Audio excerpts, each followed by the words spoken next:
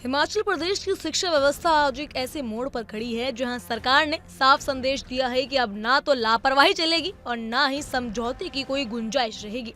प्रदेश में CBSE pattern पर संचालित सरकारी स्कूलों को लेकर राज्य सरकार ने जो सख्त और स्पष्ट फैसला लिया है वो केवल एक प्रशासनिक निर्णय नहीं बल्कि ये आने वाली पीढ़ी के भविष्य को एक नई दिशा देने वाला राजनीतिक और नीतिगत कदम है।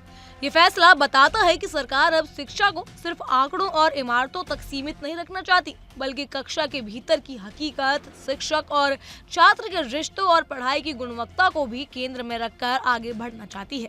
हिमाचल प्रदेश ने सीबीएसई पैटर्न पर संचालित 130 सरकारी स्कूलों में अब शिक्षक विद्यार्थी अनुपात को लेकर किसी भी तरह की ढिलाई स्वीकार नहीं की जाएगी। सरकार ने स्पष्ट कर दिया है कि गुणवत्तापूर्ण शिक्षा सिर्फ बड़े दावों से नहीं बल्कि कक्षाओं में अनुशासन, संतुलन और तय मानकों से ही संभव है। इसी सोच के तहत छात्र संख्या और शिक्षकों की तैनाती को लेकर सख्त मानक तय किए गए हैं ताकि स्कूलों में भीड़ कम हो और पढ़ाई का माहौल बेहतर हो और हर विद्यार्थी तक शिक्षा सही ढंग से पहुंच सके। जी हाँ, नई व्यवस्था के तहत नर्सरी से लेकर 12वीं कक्षा तक हर कक्षा में दो सेक्शन अनिवार्य कर दिए गए हैं। इसका सीधा मतलब ये है कि अब एक ही कक्षा में बच्चों की भीड़ नहीं होगी और पढ़ाई ज्यादा व्यवस्थित तरीके से हो सकेगी। इसके साथ ही सरकार ने ये भी तय कर दिया है कि हर सेक्शन में कितने बच्चे बैठेंगे, इसकी भी एक स्पष्ट सीमा होगी। नर्सरी से 5वीं क्लास तक एक सेक्शन में अधिकतम 30 विद्यार्थी होंगे। 6ठी से 8वीं कक्षा तक ये संख्या 35 तय की गई है, जबकि 9वीं से 12वीं कक्षा तक सेक्शन में अधिकतम 40 विद्यार्थी ही पढ़ सकेंगे।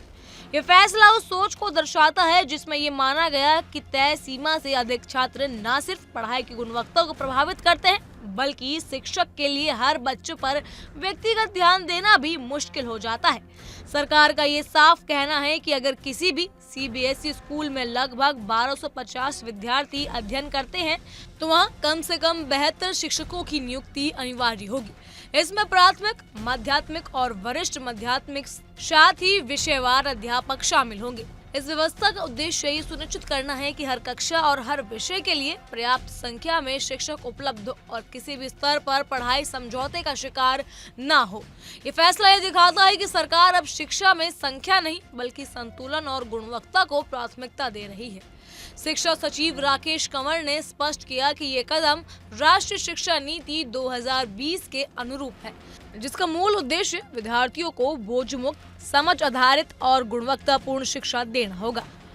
तय छात्र संख्याओं से कक्षा में अधिक संवाद हो सकेगा, शिक्षक और छात्र के बीच बेहतर संवाद हो सकेगा और शिक्षकों को नवाचार आधारित पढ़ाने का अवसर भी मिलेगा।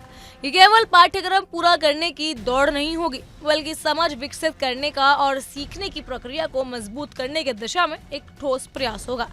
इस फैसले से अभिभावकों को भी बड़ी राहत मिलने वाली है। कम विद्यार्थियों वाली कक्षाओं में बच्चों की प्रगति पर बेहतर निगरानी संभव होगी और जो छात्र पढ़ाई में कमजोर हैं उन्हें समय रहते अतिरिक्त सहयोग भी मिल सकेगा। सरकार का मानना है कि जब कक्षा में संतुलन होता है तो हर बच्चे में पहचान बनती है और उसकी जरूरतों के अनुसार मार्गदर्शन दिया जा सकता है।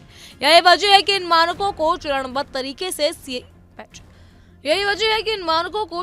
तरीके से सभी सीबीएसई स्कूलों में लागू करने का फैसला किया गया। इन सब पर आपकी क्या राय है हमें कमेंट सेक्शन के जरिए जरूर बताइएगा। फिलहाल के लिए इतना ही। तमाम खबरों के लिए फॉलो कीजिए इंडिया डेली को।